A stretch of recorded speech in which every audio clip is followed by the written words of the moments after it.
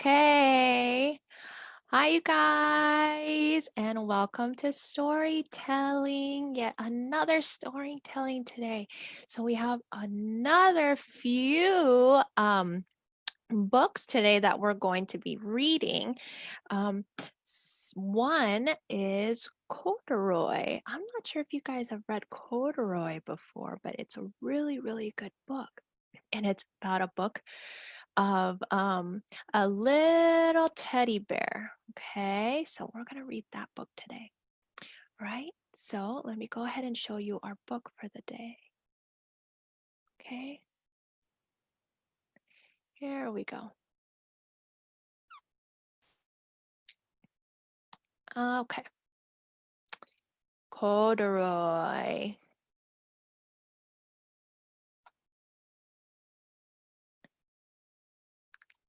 Okay, so here is Corduroy by Don Freeman. Corduroy. Story and pictures by Don Freeman. Corduroy is a bear who once lived in the toy department of a big store. Day after day, he waited with all the other animals and dolls for somebody to come along and take him home.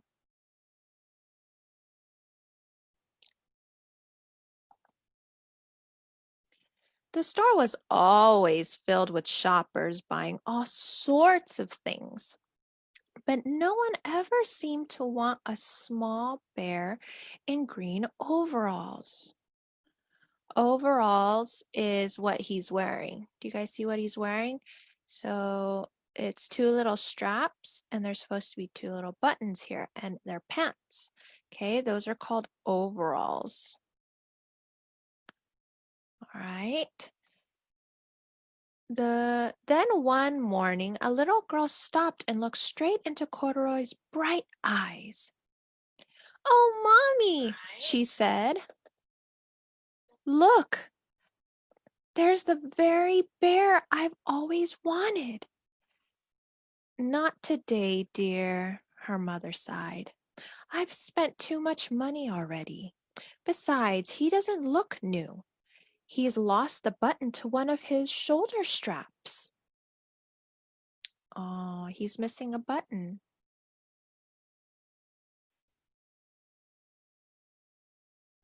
Corduroy watched them sadly as they walked away. "Aw, I didn't know I'd lost a button," he said to himself. "Tonight, I'll go and see if I can find it." Oh, he's going to find his button.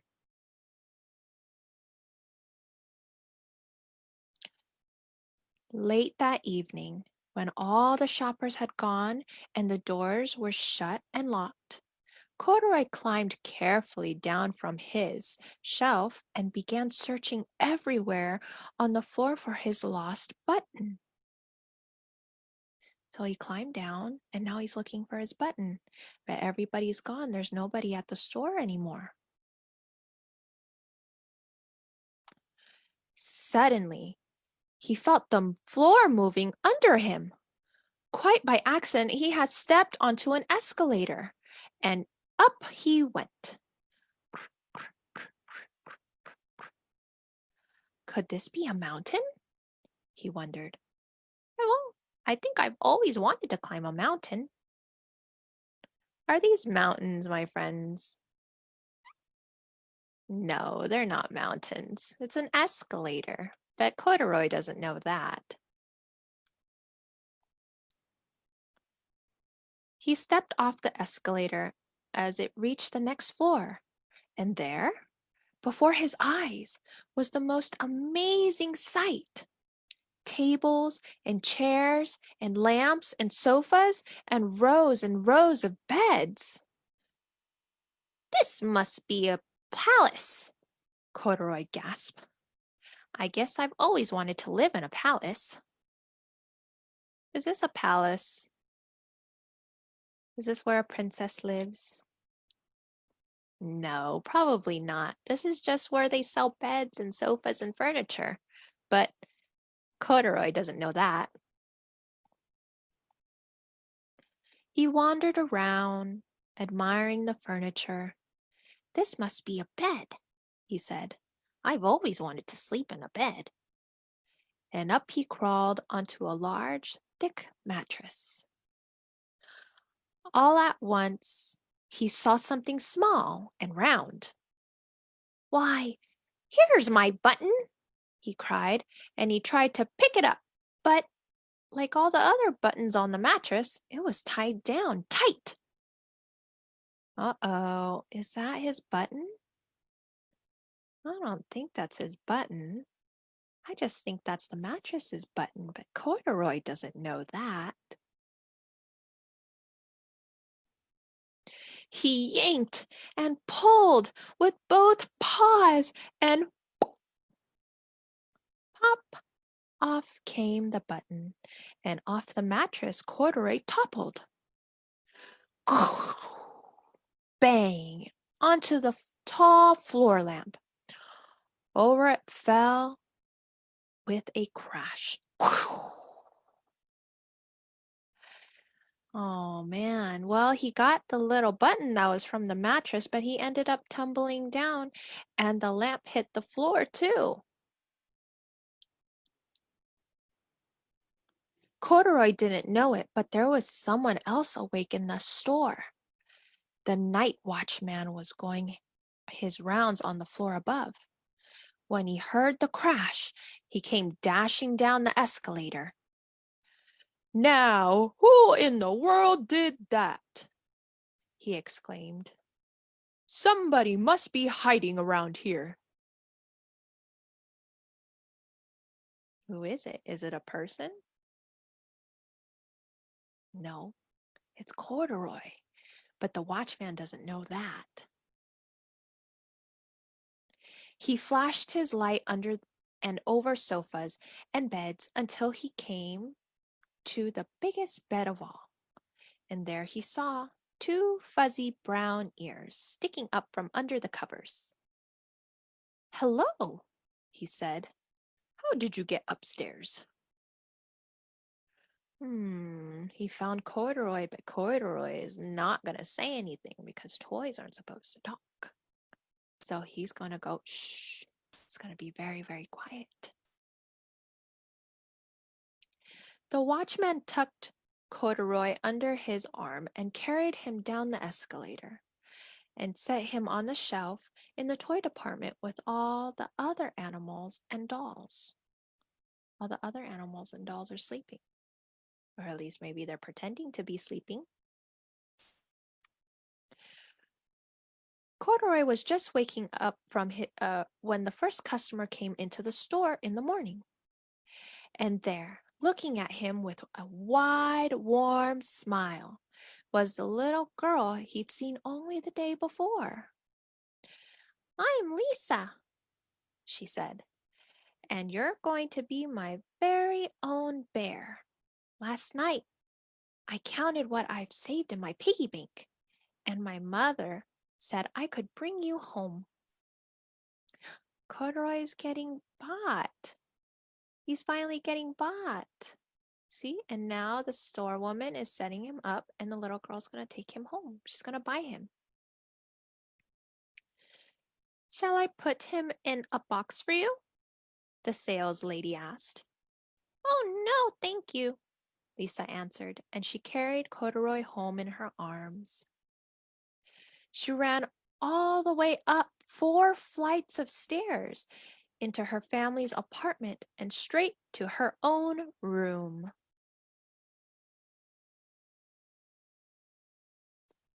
Corduroy blinked. There was a chair and a chest of drawers, and alongside a girl-sized bed stood a little bed just the right size for him. The room was small, nothing like the enormous palace in the department store. This must be a home, he said. I know I've always wanted a home. See, there's the little girl's bed. And here's his bed, a little small one just for him. Lisa sat down with Corduroy on her lap and began to sew a button on his overalls. I like you the way you are, she said, but you'll be more comfortable with your shoulder strap fastened. So she's giving Corduroy a new button. She's sewing a button on him.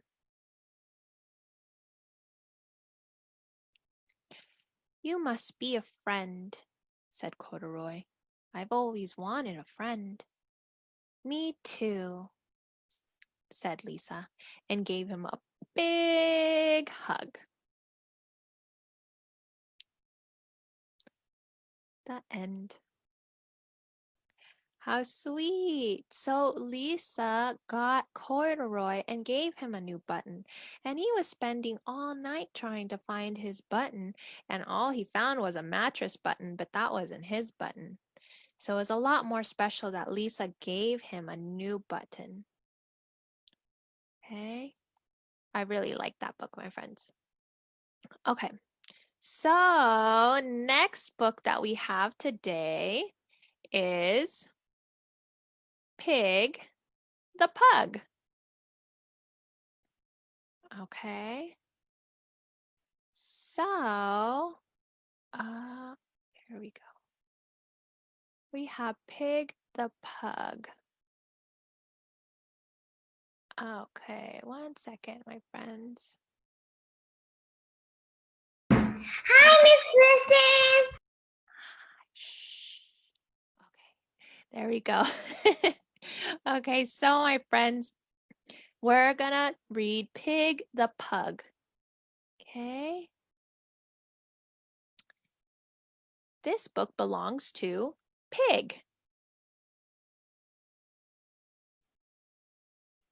Pig was a pug, and I'm sorry to say, he was a greedy and selfish in most every way. Oh, uh-oh. He lived in a house with a Wiener Dog, Trevor. But when was he nice to him? I'll tell you, never. You've got some great toys there, poor Trevor would say. But Pig would just grumble, "Grrr, they're mine, go away." Oh, that's not very nice. Okay. But it might be more fun, Trevor said to Pig, if we both played together. Well, Pig flipped his wig.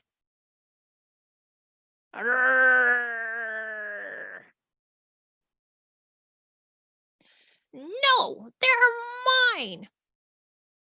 Didn't you hear? Only mine. You keep your paws off them. They're mine. I know what your game is. You want me to share. But I'll never do that. I won't, and I swear. Oh my goodness. Do you think that was really nice of him to say? Pug didn't want to share, and Trevor was asking very nicely. That wasn't very nice of Pig to act like that. And with that, he proceeded to gather his stuff and make a big pile with a huff and a puff.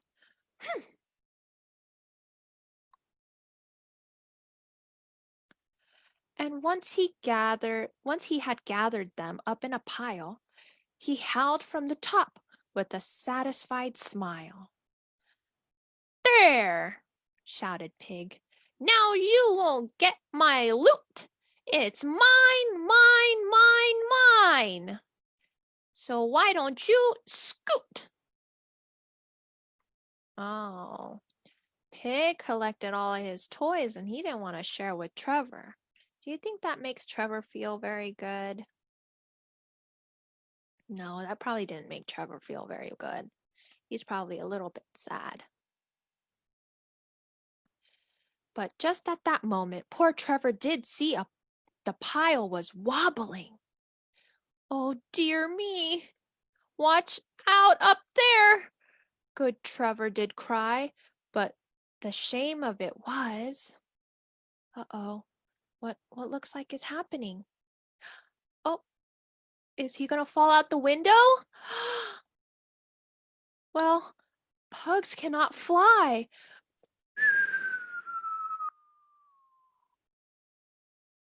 Uh-oh. These days it's different. I'm happy to say it's so very different in most every way. Oh, it looks like Trevor got to play with Pug's toys because Pug was being very stingy, so he fell out the window because his pile fell over. Yes, Pig shares his toys now, and Trevor's his friend, and they both play together, while Pig's on the mend. Uh-oh. It looks like Pig got really, really hurt when he fell out the window. So now he's trying to recover. Maybe next time he shouldn't be so stingy. The end. Pig was a pug, and I'm so sorry to say he was greedy and selfish in most every way. Maybe next time he should share his toys. And maybe he wouldn't have fell out the window. Okay, so now, my friends, for our next story is called Dragon's Breath. Dragon's Breath by Michael Gordon. Dragon's Breath by Michael Gordon. Miss Kristen. Yes. Why other people were not coming? Oh, because they're watching on Facebook Live, my love. Okay. Shh, shh, shh, shh, shh, shh. Okay, there we go. Dragon's Breath. Okay. Okay, George's pet dragon is ever so neat. Joe loves to have fun and he loves to eat. The two get on well whenever they play, but problems arise at the end of the day. Joe munches on snacks until time for bed and thinks brushing his teeth is something to dread. Don't like it, don't need it, it's no fun, no way. So poor George is stuck at the end of the day. Uh-oh, Joe, the dragon, doesn't like to brush his teeth. Oh, I don't know, that doesn't sound very good. The smell in the room is incredibly strong. George tenderly says, "Joe, I don't know what's wrong, but your breath has become seriously rotten. Did you eat bad cheese and somehow forgotten?" Oh, do you think it's because he ate cheese? No, it's because he didn't brush his teeth. He said it in jest, but that's what he thinks. "You hurt my feelings. Your joke is what stinks." "Sorry," George said. "It's just that I care. When Mom tucks us in, I don't want her scared." Oh, Joe got his feelings hurt because George told him that his breath stinks. But it's true, and he tried telling Joe to brush his teeth, but Joe didn't want to.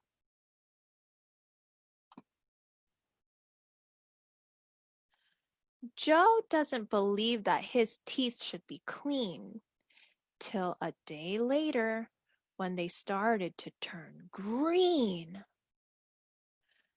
Oh, there it is. His teeth are green. Is that something that should be happening? Should our teeth turn green?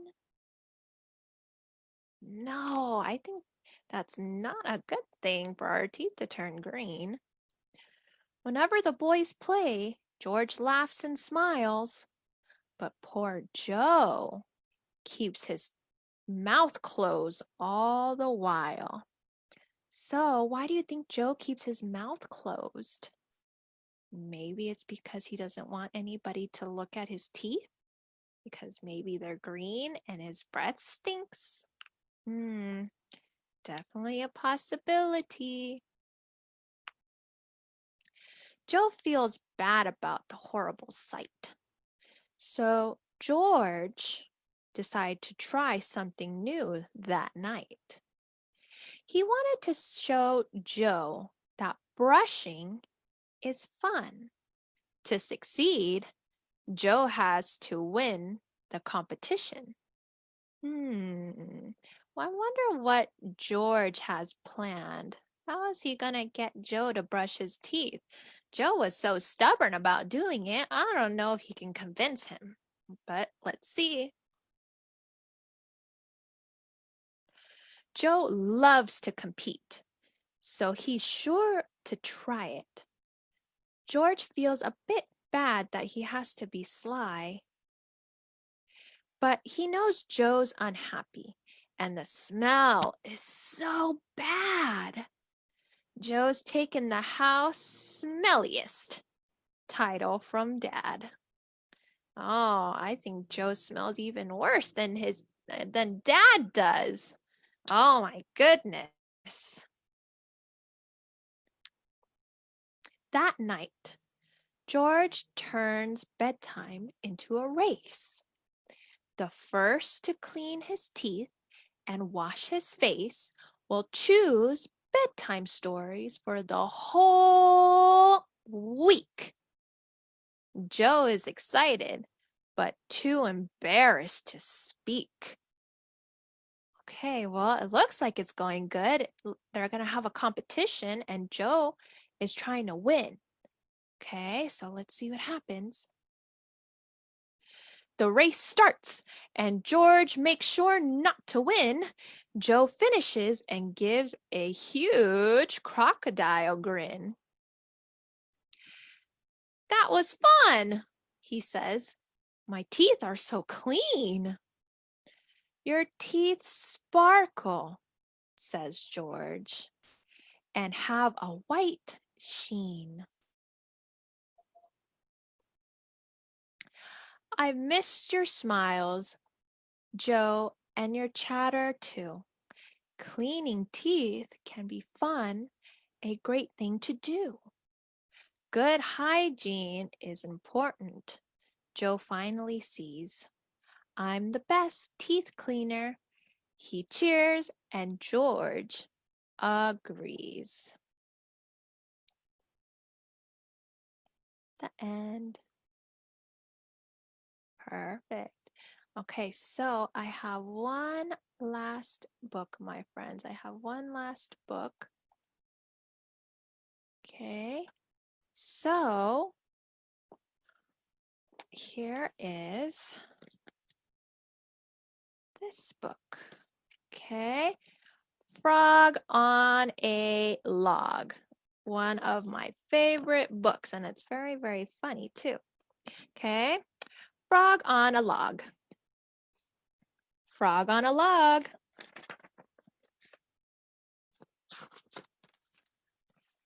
Frog on a log.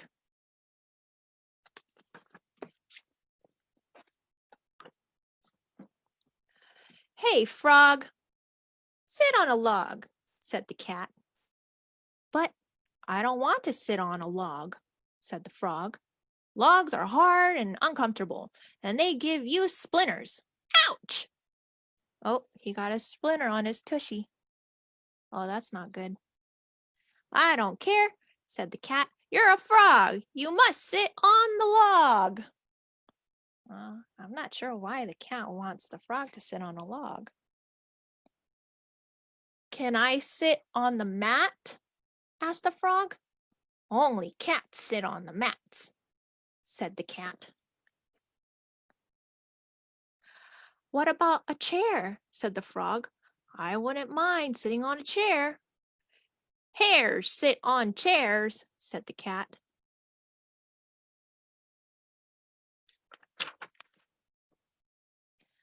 Perhaps I could sit on a stool, said the frog. Mules sit on stools, said the cat.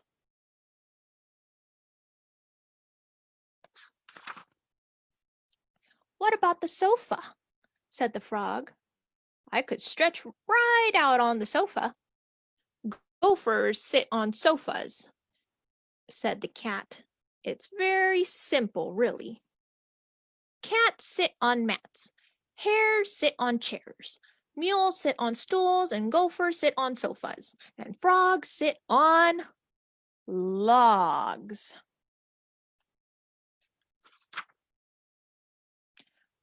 What do lions sit on?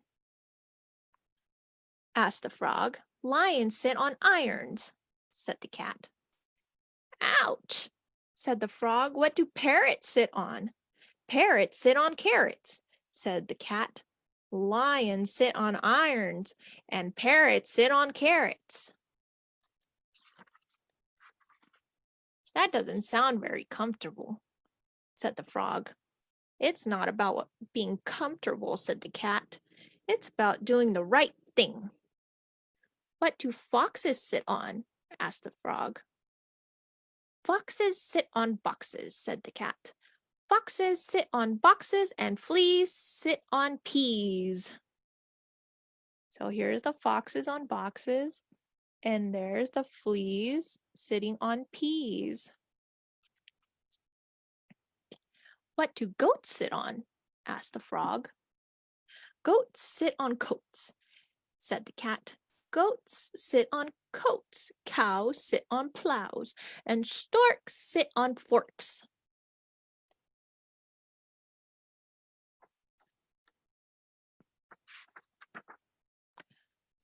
What do seals sit on? Asked the frog.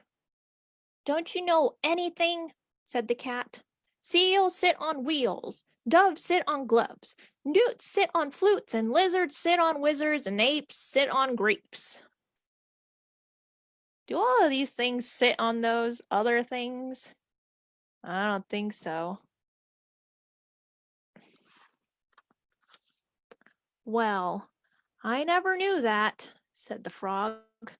Well, now you do, said the cat. What do dogs sit on? Asked the frog. I hope you weren't going to ask that, said the cat.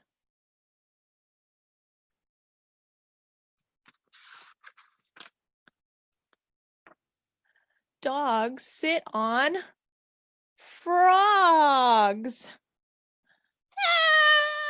Help! That end.